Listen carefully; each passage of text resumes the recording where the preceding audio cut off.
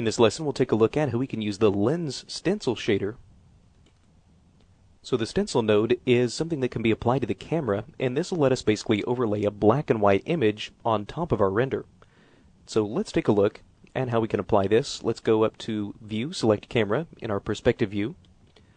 Take a look inside the Attribute Editor, and take a look inside the Mental Ray tab. Now inside of this, you should see an area for the lens shader. So let's go ahead and connect this. And we're going to be applying the MIB lens stencil shader. So just apply that, and now we have to define what kind of an image is going to be used inside the stencil.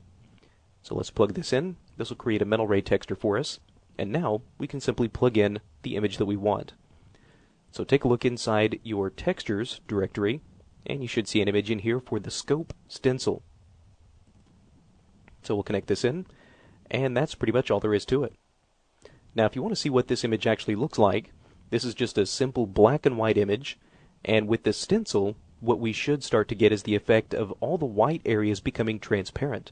All the black areas should be fully opaque, and these gray areas should be just partially transparent. Now you'll notice that whenever we hit render, that our image will just show up as being black. So the reason is that we first need to define this Mental Ray texture that's holding our stencil. We need to make sure that the actual texture type is set to a scalar type, which is basically black and white information, or anything that can go from 0 to 1. Black being all the way at 0, white is all the way at 1, and then different grayscale values in between can be different decimal values between 0 and 1. So now let's take a render, and you can see now how our stencil has been overlaid on our rendered image. So white is now fully transparent, black is fully opaque, and this little gray area is now partially transparent. Now the stencil itself, whenever you build this, is going to be defined by your rendered space. So the image that I'm actually using is a 640 by 480 image, and that way the stencil will overlay perfectly on top of my rendered image. Now back inside the stencil itself, we do have a few options to be able to choose from. So if we switch our focus back to the stencil node, we do have some controls over the floor and the ceiling color. Now these are referring to the areas of black and white in our current image. So if I were to set the floor color, let's say to something like green, just so we can actually start to see the effects of what we're going to be doing here. So now anything that falls below certain values will now be remapped to these colors rather than black and white. So the floor is referring really to the darkest parts of our image.